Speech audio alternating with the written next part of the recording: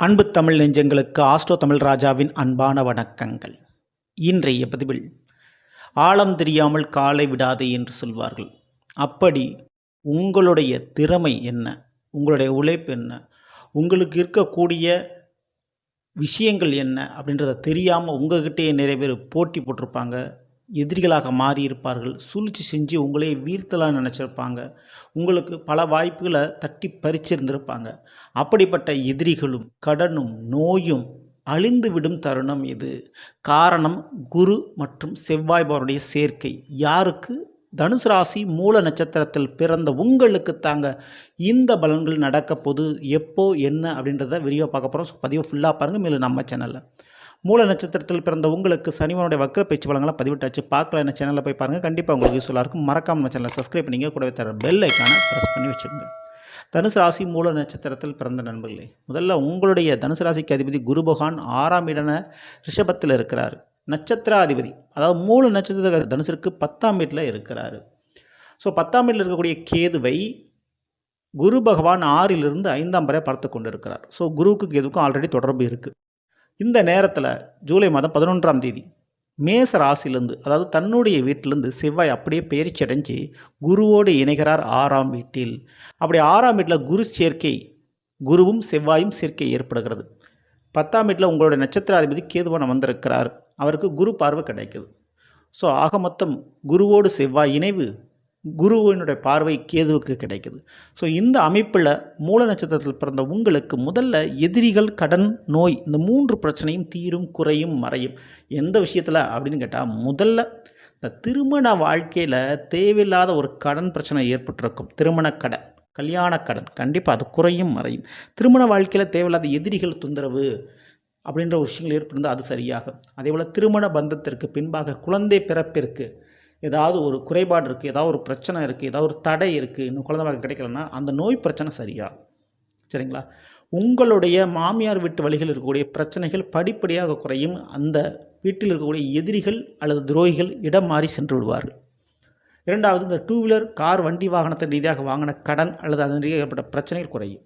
உங்களுடைய பிள்ளைகள் வழியில் இருக்கக்கூடிய பிரச்சனைகள் படிப்படியாக குறையிறதுக்கு மறையதுக்கு வாய்ப்புகள் உண்டு.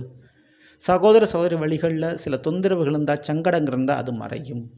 மேலும் இந்த தொழில் ரீதியாக ஒரு போட்டிகளும் எதிரிகளும் இருந்திருப்பாங்க. அவங்க வெளியில் போயிடுவாங்க, வேறு இடம் மாறிடுவாங்க.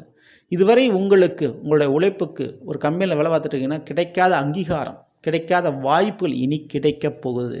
அதை தட்டி பறித்தவர்கள் முன்பாக நீங்கள் தலை நிமிர்ந்து வாழப்போகிறீர்கள். ஸோ உங்களுடைய திறமை என்னென்னு தெரியாமல் பல பேர் எதிரிகளாகவும் துரோகிகளாகவும் இருந்து சூழ்ச்சி பண்ணி உங்களை வீழ்த்த நினைத்தார்கள். அவர்கள் முன்பு நீங்கள் வெற்றி பெறுவீர்கள், அது உறுதி. அதற்கு இந்த குரு செவ்வாய் சேர்க்கை ரொம்ப ரொம்ப ரொம்ப உறுதியாக உங்களுக்கு பக்கபலமாக இருக்க போதுங்க. வாய்ப்புகளை பயன்படுத்திங்க. மேலும் இந்த 6ல் செவ்வாய் குரு இணைவு ஏற்படுகின்ற பொழுது யுத்தம் செய்கிறதுக்கு பயப்படாதீங்க. சண்டை சச்சரவு அப்படின்ற விஷயத்துக்கு பயந்து விடாதீர்கள். சில விஷயத்திற்கு யுத்தம்தான் மிகப்பெரிய தீர்வாக அமையும். பொறுமையாக இருந்து, விலகி இருந்து, தனிமையில் இருந்து, பயந்து ஓடி ஒளிந்து ஒரு பயனும் இல்லை அப்படின்றத தெளிவாக புரிஞ்சுங்க. எதிர்த்து நிற்க வேண்டிய தருணம் இது. இழப்பு உங்களுக்கு ஏற்படாது, கவலைப்படாமல் இருக்கலாம். சரிங்களா? ஸோ இது எல்லாத்தையுமே தாண்டி கேது பகவான் 10ல் இருப்பது, கர்மஸ்தானத்தில் இருப்பது, அந்த கேதுக்கு குரு பார்வை கிடைப்பது ரொம்ப ரொம்ப நல்லது. சரிங்களா?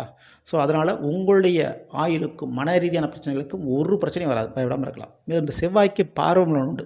செவ்வாய் வான் 4, 7, 8 பார்வைபலன் பார்ப்பார். அப்படி செவ்வாய் வான் 6ல் இருந்து கொண்டு 4ஆம் பார்வையாக சிம்ம ராசியை பார்க்கிறார்.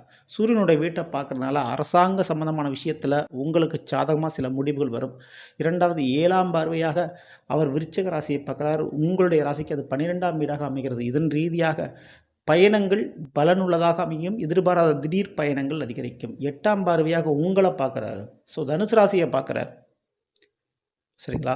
ஸோ அதனால் கண்டிப்பாக உங்களுடைய உடல் ரீதியான சில மாற்றங்கள் ஏற்படும். உடல் குறைபாடு இருந்தால் சரியாகும். அதே நேரத்தில் உடல் ரீதியான சில மருந்துகளையும் உணவுகளையும் மாற்றுவது நல்லது. கொஞ்சம் ஹீட்டு சம்மந்தமான, உடல் வெப்பம் சம்மந்தமான பிரச்சனைகள் வரலாம். அதில் மட்டும் கொஞ்சம் கவனம் இருந்துங்க. இடம் வாங்குவது, விற்பதில் நல்ல ஒரு முன்னேற்றம் இருக்கும். இதை தாராளமாக நீங்கள் செஞ்சுக்கலாம்.